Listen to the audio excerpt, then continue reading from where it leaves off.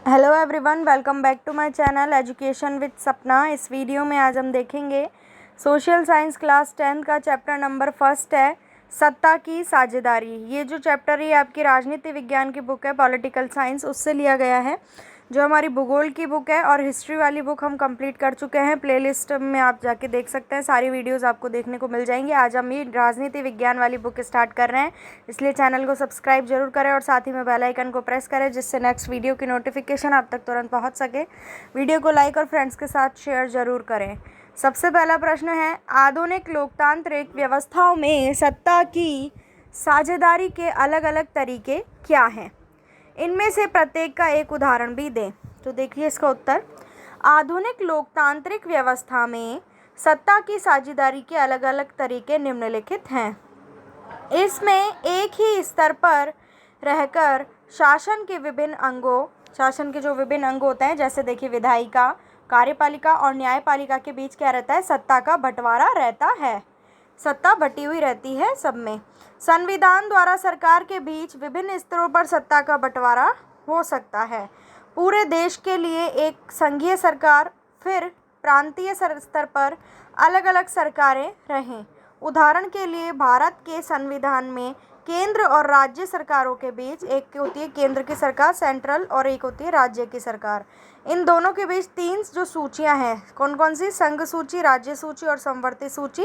इन तीनों सूचियों के माध्यम से क्या किया गया है? सत्ता का वितरण किया गया है, अर्थात सत्ता का बंटवारा किया गया है तीनों ही सूचियों के माध्यम से। अगला प्रश्न, भारतीय संदर्भ में सत्ता की हिस्सेदारी का एक उदाहरण देते हुए इसका एक युक्तिपरक और एक नैतिक कारण बताइए।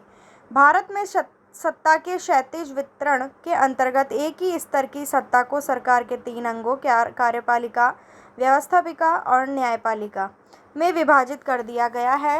वितरण के अंतर्गत सत्ता को केंद्र सरकार और राज्यों की सरकारों के बीच बांट दिया गया है, जैसे ऊपर वाले उत्तर में भी हमने यही देखा।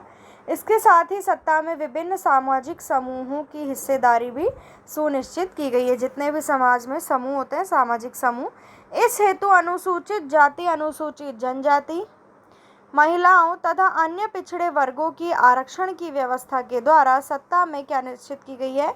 हिस्सेदारी निश्चित की गई है। तीसरा, इस अध्याय को पढ़ने के बाद 3 छात्रों ने अलग अलग निष्कर्ष निकाले। आप इनमें से किससे सहमत हैं और क्यों? अपना जवाब करीब 50 शब्दों में दें। देखिए 3 छात्रों के निष्कर्ष पढ़ते हैं। पहले थम्मन ने क्या कहा?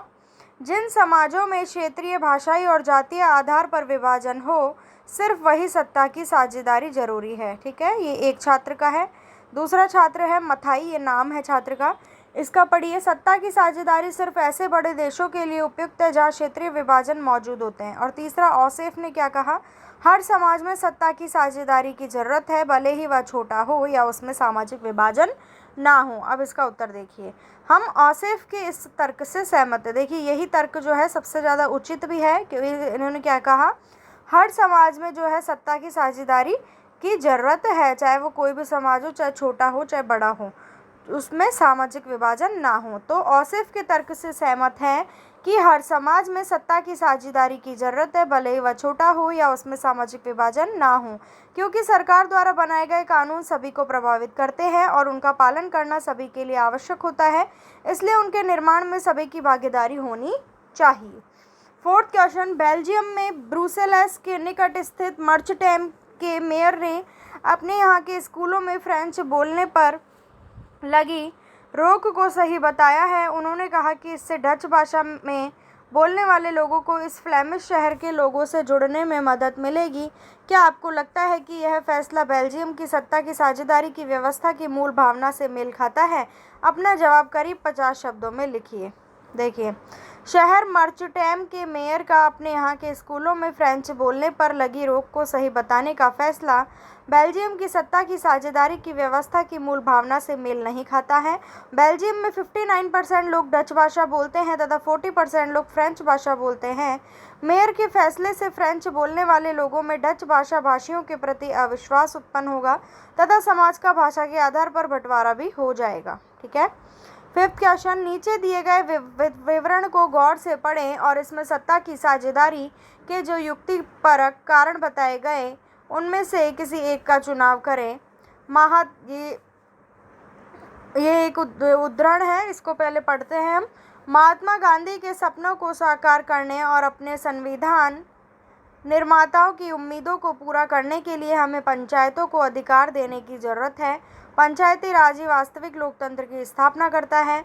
यह सत्ता उन लोगों के हाथों में सौंपता है जिनके हाथों में इसे होना चाहिए।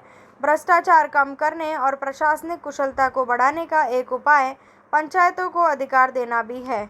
जब विकास की योजनाओं को बनाने और लागू करने में लोगों की भागीदारी होगी तो इन योजनाओं पर उनका नियंत्रण बढ़ेगा। इससे भ्रष्ट बिचौलियों को खत्म किया जा सकेगा। इस प्रकार पंचायती राज लोकतंत्र की नींव को मजबूत करेगा। तो अब इसमें से जो अच्छा कथन है वो हमें उसका चुनाव करना है। तो देखिए इसका उत्तर क्या है? भ्रष्टाचार कम करने और प्रशासनिक कुशलता को बढ़ाने का एक उपाय पंचायतों को अधिकार देना भी है। ये इसका उत्तर हो गया। नेक्स्ट क्वेश्चन 6, सत्ता के बंटवारे के पक्ष और विपक्ष में कई तरह के तर्क दिए जाते हैं। इनमें से जो तर्क सत्ता के बंटवारे के पक्ष में हैं उनकी पहचान करें और नीचे दिए गए कोड से अपने उत्तर का चुनाव करें।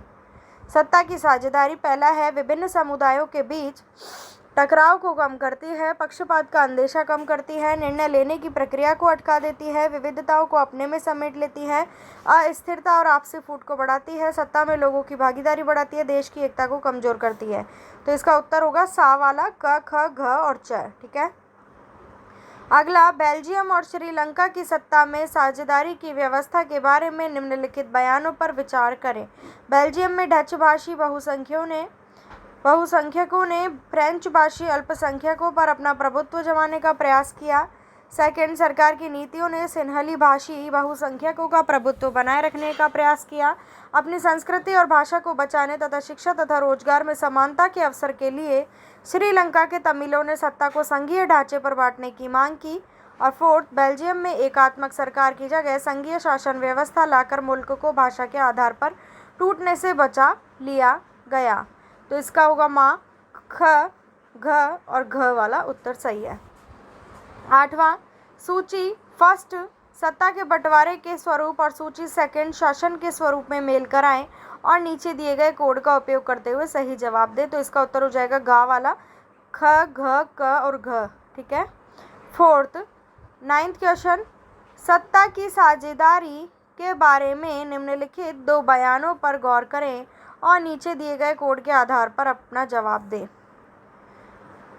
पहला ऑप्शन है, सत्ता की साझेदारी लोकतंत्र के लिए लाभकारी है। और दूसरा है, इससे सामाजिक समूह में टकराव का अंदेशा घटता है। इन बयानों में से कौन सही है और कौन गलत? पहला, अ सही है लेकिन ब गलत है, और ब दोनों ही सही है, अ और ब दोनों गलत है, अ गलत है लेकिन ब सही है। तो इसका उत्तर है अ और ब दोनों ही, ये जो कथन दी रखे हैं ये दोनों ही सही है। तो सेकंड वाला ऑप्शन करेक्ट है। तो ये थे हमारे चैप्टर फर्स्ट के क्वेश्चन। जियोग्राफी और हिस्ट्री के पहले से आपको मेरे चैनल पे मिल जाएंगे देखने के लिए, तो प्लेलिस्ट में जाके आप देख सकते हैं। नेक्स्ट हम सेकंड चैप्टर देखेंगे पॉलिटिकल साइंस का नेक्स्ट वीडियो में। तो चैनल को सब्सक्राइब और वीडियो को लाइक शेयर जरूर करें। मिलती हूँ नेक्स्ट वीडियो में। Thank you.